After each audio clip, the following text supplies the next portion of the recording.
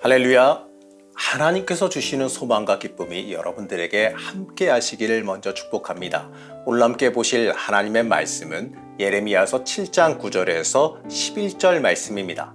너희가 도둑질하며 살인하며 간음하며 거짓 맹세하며 바알에게 분향하며 너희가 알지 못하는 다른 신들을 따르면서 내 이름으로 일컬음을 받는 이 집에 들어와서 내 앞에 서서 말하기를 우리가 구원을 얻었나이다 하느냐. 이는 이 모든 가증한 일을 행하려 함이로다. 내 이름으로 일컬음을 받는 이 집이 너희 눈에는 도둑의 소굴로 보이느냐? 보라, 나 곧 내가 그것을 보았노라. 여호와의 말씀이니라. 오늘도 엔게디 말씀 묵상과 함께 하시는 성도님들을 축복합니다. 하늘 소망이 가득한 하루가 되시기를 축복합니다. 하나님은 이 7장에서도 여전히 이스라엘 백성이 회개하기를 원하십니다. 그래서 예레미야 선지자에게 성전 안뜰로 통하는 문 가운데 하나에 서서 지나가는 사람들에게 회개를 선포하라고 명령하십니다. 아마도요, 이때가 이스라엘의 큰 절기여서 이 많은 사람들이 성전으로 예배 드리러 올라오고 있을 때라고 생각이 되어집니다. 예레미야 선지자가요, 이때 이들에게 선포한 이유는 바로 이렇습니다. 바로 이 단순히 절기를 지키기 위해서 성전으로 올라온 행위가 참다운 예배, 하나님이 받으시는 예배가 아니다라고 하는 선포를 하기 위해서입니다. 이 성전 그 자체에 올라오는 행위가 유다의 안전, 너희들의 안전을 보장해 주지 않는다라는 것을 뜻해요. 그저 이 성전 안에 있거나 습관상 드리는 예배 행위가 하나님 보시기에는요, 아무런 의미가 없다라고 하는 뜻이에요. 그래서 하나님은 이들에게 이렇게 말씀하시지요. 3절 말씀입니다. 만군의 여호와 이스라엘의 하나님께서 이와 같이 말씀하시되 너희 길과 행위를 바르게 하라. 그리하면 내가 너희로 이곳에 살게 하리라. 약속의 땅에서 하나님의 복을 누리면서 영원히 살기를 원한다면 너희들의 삶과 행동을 다 고쳐야 된다는 말씀입니다. 그러면서 이어서 어떻게 삶과 행동을 고쳐야 되는지를 알려주시지요. 이웃에게 정직하게 행해야 되고 나그네와 고아와 과부를 억압하지 말라라고 말씀하십니다. 이 죄 없는 사람을 살해하지 않아야 되고 이 다른 신을 섬기지 말아야 된다고 말씀합니다. 그리고 하나님은 명확히 말씀하시지요. 우상 숭배하는 등 이 하나님의 법을 어긴 사람들에게 더 이상 성전이 피난처가 돼주지 않을 거라고 말씀하십니다. 맞습니다. 하나님 보시기에 하나님과 전혀 관계없으면서도 이 하나님의 복과 도움을 구하는 건 안 된다는 겁니다. 아무 도움도 얻을 수가 없기 때문에 그래요. 이 9절에서 10절 말씀을 한번 보시겠습니다. 너희가 도둑질하며 살인하며 간음하며 거짓 맹세하며 바알에게 분향하며 너희가 알지 못하는 다른 신들을 따르면서 내 이름으로 일컬음을 받는 이 집에 들어와서 내 앞에 서서 말하기를 우리가 구원을 얻었나이다 하느냐. 이는 이 모든 가증한 일을 행하려 함이로다. 하나님의 뜻대로 전혀 살지도 않으면서요, 하나님의 성전에 내가 들어와 있으니까 우린 구원받았다라고 말해봤자 아무 소용이 없다는 뜻이에요. 삶은 하나님과 관계없이 살아가면서 하나님의 도움과 구원을 바라는 행위와 그 마음이 하나님 보시기에 가증스럽다라고 말씀하십니다. 유다의 이러한 이 모습이요, 우리의 모습은 아닌지, 내 모습은 아닌지 우리 스스로 가슴 아프게 돌이켜 봐야 됩니다.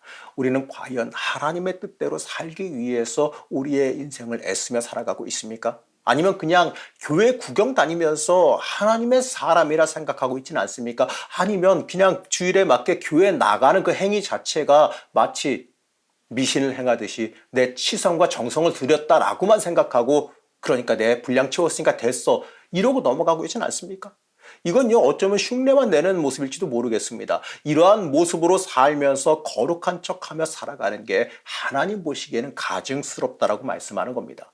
우리는요, 사람을 속일 수 있겠지요. 거룩한 척하면서 거룩해 보일 수 있을 겁니다. 신령한 척해 보일 수 있을 겁니다. 직분자로서 합당하게 보이는 척할 수 있을 겁니다. 하지만 우리 모든 것을 다 아시고 우리의 속마음까지도 속속들이 다 아시는 하나님은요, 속일 수가 없어요.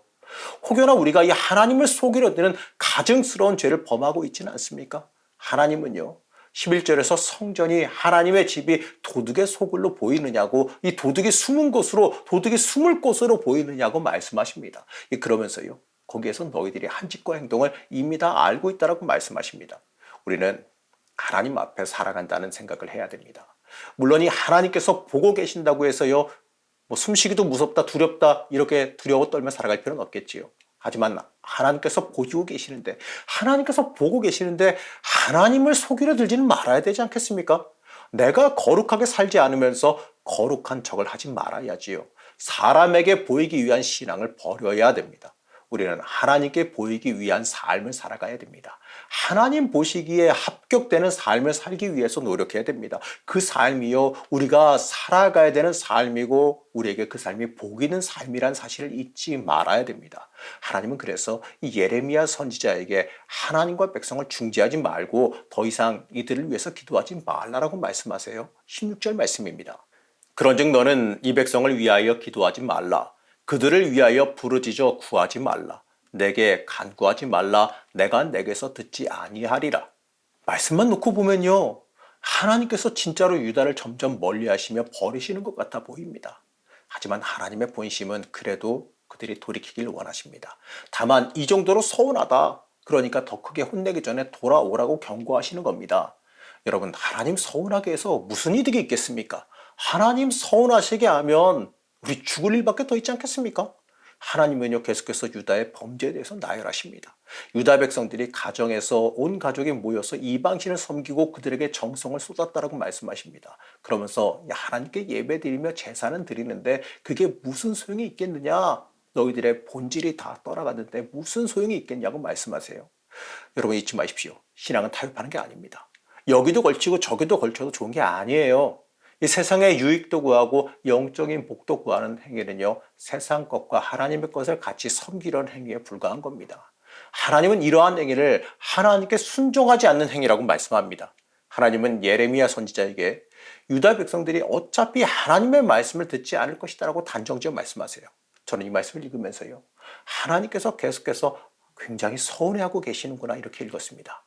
그 서운해하시는 강도가 점점 강해지는 것을 느꼈습니다. 우리는요, 하나님을 서운하시게 하며 정말 위험하다는 것을 깨달아 알아야 됩니다. 하나님께서 참으실 때, 아직 기다려 주실 때 그때 빨리 돌이켜야지요. 서운해 하시다가도 돌아오면 언제 그랬냐는 듯이 기뻐하시는 하나님을 여러분들 만나게 될 겁니다. 사랑하는 성도 여러분, 우리가 살아가는 삶이 혹시나 하나님을 서운하시게 만드는 가증스러운 삶은 아니었습니까? 몸은 교회에 와 있고 예배 자리에 있지만 그 심령과 마음은 세상을 향해 달려가고 있지는 않습니까? 세상 유익에 눈이 멀어 있지는 않습니까? 우리의 모습에 하나님께서 서운해하고 계실지도 모릅니다. 우리는 하나님 앞으로 빨리 돌아와야 됩니다. 하나님께서 아직 경고하실 때 빨리 돌이켜야 돼요. 얼른 돌이켜야 돼요. 영적인 눈치가 있어야 우리는 이 땅에서 복된 삶도 살아갈 수 있는 걸 깨달아야 됩니다. 이 세상의 것에 답은 없어요. 우리의 인생의 답은요, 하나님께 있다는 그 사실을 잊지 마시기 바랍니다. 하나님 앞에 철저히 순종하는 삶, 하나님께 내 중심을 드리는 삶으로 돌아오시길 바랍니다. 여러분, 그 삶이 복이 있는 삶입니다. 오늘 하루도 하나님께 내 심령을 드리는 하루가 되시기를 그냥 간절히 축복합니다. 우리의 주인 되시는 하나님, 혹여나 우리가 하나님을 서운하게 만들어 드리진 않았는지 돌이켜보며 회개합니다. 우리가 이 하나님 앞에 우리의 심령을 드리길 원합니다. 우리를 변화시켜 주셔서 순전한 신앙인으로 이 땅을 살아갈 수 있게 허락하여 주시옵소서. 오늘 하루도 하나님 마음에 합한 삶이 되기를 원하오며 거룩하신 예수님의 이름으로 간절히 기도드렸습니다.